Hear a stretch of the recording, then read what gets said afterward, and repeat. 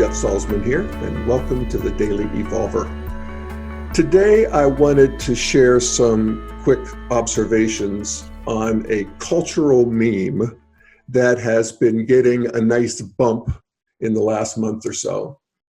And it's one that I have been advocating for a long time, so I want to add my energy to the wave.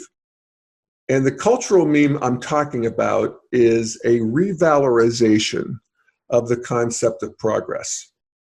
Not old-fashioned progress, which is seen as a march forward into a triumphal future, but progress seen simply as the frothy edge of growth in complexity and capacity, like a child growing into an adolescent and an adult. And that's more of a cosmic progress that really started 13.8 billion years ago, but that's another story. So let me focus first on the guy who kicked this new wave of the meme off, and it was Bill Maher, who did a segment on his real-time show where he skewered the cultural left for what he called progressophobia, fear of progress. And here's his definition of progressophobia. It's like situational blindness, only what you can't see is that your dorm in 2021 is better than the South before the Civil War. Then he goes on to present a litany of statistics about how the culture has progressed. He focuses first on race, and he cites a multi-decade Gallup survey on cultural attitudes and one question about interracial marriage.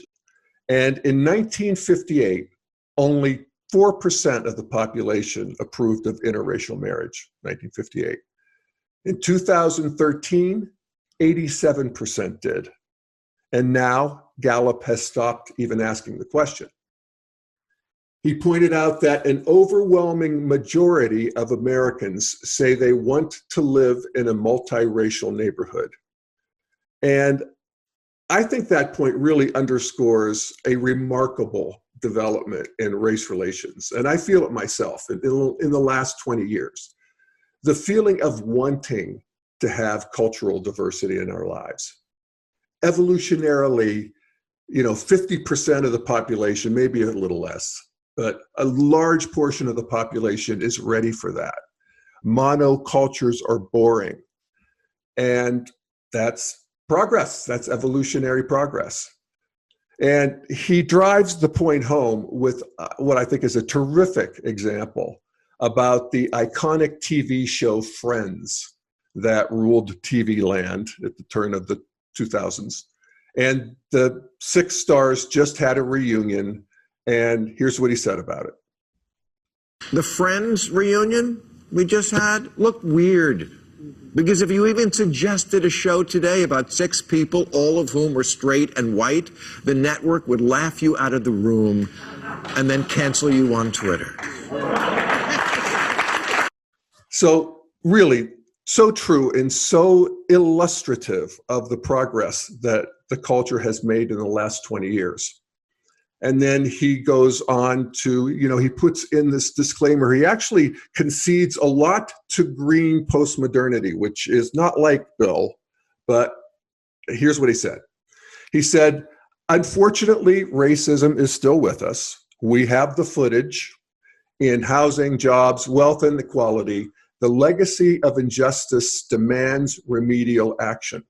And again, that's an integration of a progressive idea that just colorblindness, the civil rights as understood in the Civil Rights Act in 1964, that everybody gets a chance legally and all legal barriers are dropped, which is huge progress, that we need more at this point. And then the second concession he makes to Green is he says, and I understand as best I can how racism singes a person's soul so much that they might want to see it everywhere. And that's an integration of this idea that you can never fully understand another person's interior. And that's Green's specialty, is that we're actually trying to see more deeply into people. So we don't want to speak for them. We want to listen to them, and we want to take what they say seriously and understand that it's their reality. And, it's subjective reality, but subjective reality is given a new status in green. So then he goes on to talk in general about progress in gays and gender fluid people and marijuana, criminal justice, even bullying, as he says. And here's what he says. Even something like bullying, it still happens, but being outwardly cruel to people who are different is no longer acceptable. That's progress. And acknowledging progress isn't saying we're done or we don't need more. And being gloomier doesn't make you a better person. Okay, so this commentary by Bill Maher got a lot of attention in the media and in social media. And two pieces of response really caught my eye. One is from the center right, and that's Peggy Noonan, who is a famous columnist for the Wall Street Journal. And she wrote a whole column on it, very approvingly. She titled it, Bill Maher Diagnoses Liberal Progressophobia. And one of the lines in her column is, she said, it was refreshing to hear a popular entertainer take on progress denialism. And I love that term. She said, it was great. It's hard to continue an arduous journey towards something like equality when you're demoralized. And you become demoralized when you can see no distance from point to point and are given no credit for pushing on. And it was a really interesting column. And on the center left, on MSNBC, Morning Joe did a long segment on it on the morning show. And on it, Donnie Deutsch, who is kind of the epitome of the New York white progressive liberal, he said that it was forwarded to him, this rant from Bill Maher, forwarded to him more than anything else he could remember by his friends. And Reverend Al came on, Reverend Al Sharpton, and he's a black civil rights figure. And he is and has been carving out this identity for the sector of Black America that is modern. It's center left, maybe even center right. But they're not about wanting to overthrow the system. They're invested in the system. They want to succeed in the system. They want their kids to succeed in the system. So with education, career, law and order, all of it. And that this group is actually coming into focus. So he differentiates this group from the people who are progress deniers that he calls latte liberals, which is sort of code for white people. And, and there's certainly plenty of black people who are like Ta-Nehisi Coates and Ibram Kendi and many, many others. Most of the black cultural figures actually are on that progressive side. So it's interesting to see him really carving this out. And I just would notice that in terms of cultural evolution, this group is coming into focus. So anyway, the modern strata, the orange stage of development, if you will, sort of gets progress. But you know who doesn't get it? The far left, progressives, and the far right, the God and country people. And, I've been sort of talking about the left as the progress deniers and so forth. And their job is, politically for sure, is to deconstruct the triumphalist narratives of history. So any story that my tribe, my clan, my race, my nation is the best, should and will prevail, that brought about untold misery, even to the mid-20th century, World War II. And it's actually a testament to the success of this new critical theory, the criticizing the culture, that its success in the last 70 years since World War II, that we're living in an era of unheard of peace, actually.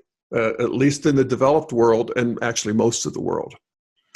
And that's, the progress that that the progressives actually have brought forth. And, they're getting actually more progressive. That's the nature of things. It's moving fast. Evolution accelerates. So what we have then, this, green is known as the sensitive self. So it becomes more and more sensitive to less and less stimuli in a way. So there's less racism, there's less poverty, there's less sexism, there's less bullying, but they're ever more sensitive to it. We are, as a culture. And that is, that's not about feeling good about anything. And so that's even green even deconstructs the modern view that science, technology, reason, logic, getting rid of God, religion, superstition, that was going to save humanity. Because again, the first half of the 20th century among the most modern countries was, a horror show. And even since then, the eco-disaster of modernity is threatening the planet. And so, they're not about progress. What's interesting is that Bill Maher said, being gloomy doesn't make you a better person. And I, of course, that's true. But in a way, it does signal a more developed moral sensitivity that comes online at green, because you're seeing all this shit and it's still happening, and oh my God. So, green's not about, at least the most progressive strata of green is not about progress. And then, of course, on the right, it's a little more prosaic, but traditionalists don't like progress either. They don't think the modern world is necessarily better.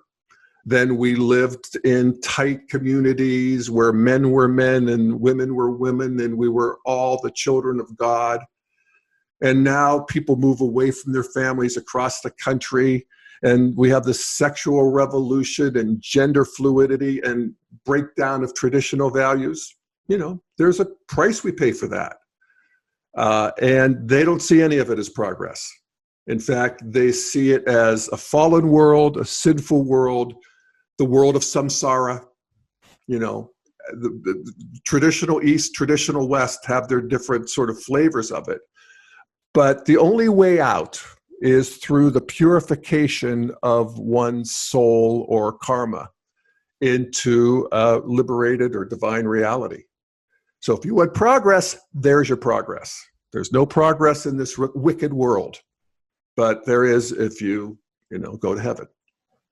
So anyway, that's just an integral view of this idea of progress.